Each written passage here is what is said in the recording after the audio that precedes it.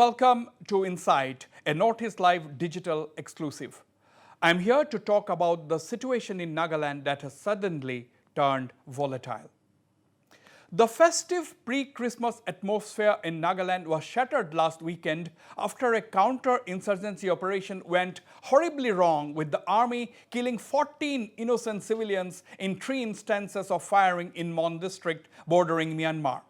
It is important to look at the sequence of events before any comments can be made on the incident itself and its possible fallout. Union Home Minister Amit Shah said in Parliament on Monday that the army received intelligence inputs about movement of insurgents near Tiru village in Tizit subdivision of Mon district, following which troops of the 21 para-commandos laid an ambush. A pickup truck with 8 on board, all local coal mine workers approached, signaled to stop, but apparently did not. This led to the troops to open fire, resulting in the death of 6 of the 8 people on the vehicle. As news trickled out about the firing, local villagers rushed to the spot, surrounded the army men, burnt 2 vehicles and targeted them. This, the Union Home Minister said, led to the death of 1 security personnel and injuries to several others. The troops then opened fire to disperse the people, resulting in the death of 7 more civilians. These 2 incidents were on Saturday. On Sunday, an angry mob of around 250 attacked and burnt some houses of the company operating base of the paramilitary Assam Rifles in Mon. The troops opened fire, killing 1 protester and injuring another. If we are saying today that this was a counter-insurgency operation which went wrong, it is because the centre, starting with Union Home Minister Amit Shah and an Indian army itself, admitted to it. Amit Shah stated in Parliament the firing in which the civilians were killed was a case of mistaken identity. The 3 corps of the Indian Army in charge of the area was unduly quick in issuing a statement expressing deep regret at the incident and its aftermath that led to the unfortunate killing of innocent civilians, and promised an inquiry at the highest level and punish anyone found guilty under the law. There are 2 major points to note here. If the firing by a specialized unit like the para-commandos on a vehicle without fully ascertaining who the occupants were is in itself highly surprising, what is also surprising is the quick admission by the authorities that those killed were not insurgents and that the civilians were victims of a mistaken identity. In fact, it was this admission that to a great extent helped the situation from escalating like wildfire. The speed with which Nagaland Chief Minister Nephew Rio and Deputy Chief Minister and State BJP leader Y. Patton condemned the incident and described those killed as civilians, and the announcement of a probe by a special investigation team too helped matters. Amit Shah also tweeted early in the day on Sunday expressing anguish over the killings and promising justice. This stand of both the centre and the state can be seen as an attempt to send out a message that the government was in no way connected with this botched operation.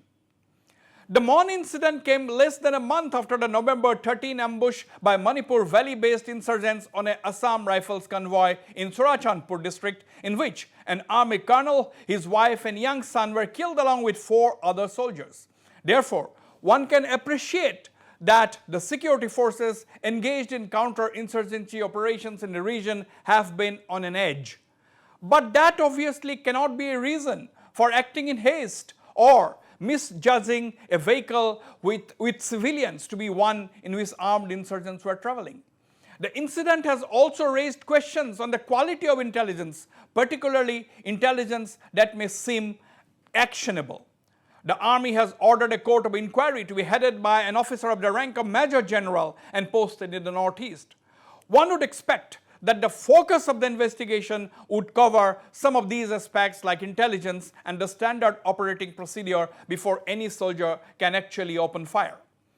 The latest incident has not surprisingly brought the spotlight back on the need or legality of the draconian Armed Forces Special Powers Act that is in force in Nagaland and other parts of the northeast.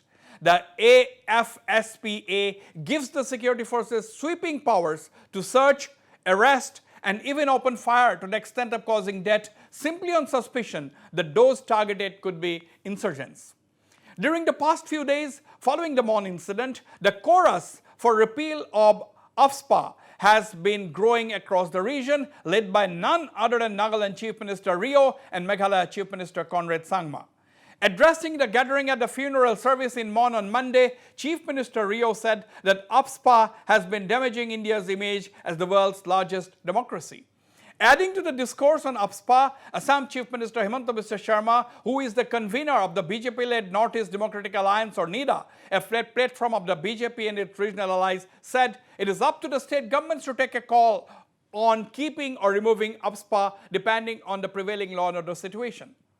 The obvious question that many are asking is whether this incident would impact the ongoing peace talks between the Naga rebel groups and the government of India. The answer to some extent was found in a question that Nagaland Chief Minister Rio raised on Monday when he asked as to why this draconian law is in force when the ceasefire between the Naga rebel groups and the government has been on for the past 2 decades. The point of view of the security establishment also cannot be ignored, that they cannot pursue counter-insurgency operations without some legal protection to their actions. Here lies the dilemma. Can the government repeal AFSPA that has not succeeded in ending insurgency in the Northeast? And if AFSPA remain, can the government afford to see innocent civilians getting killed in the name of counter-insurgency operations? After all, it has been 2 decades or more since the November 2000 incident at Malom in Imphal, when 10 civilians were killed in firing by the security forces. The incident in Mon has refreshed old memories and has brought more questions directed at the government. The situation is tricky, and deaths, both of civilians or members of the security forces, are not welcome and must end.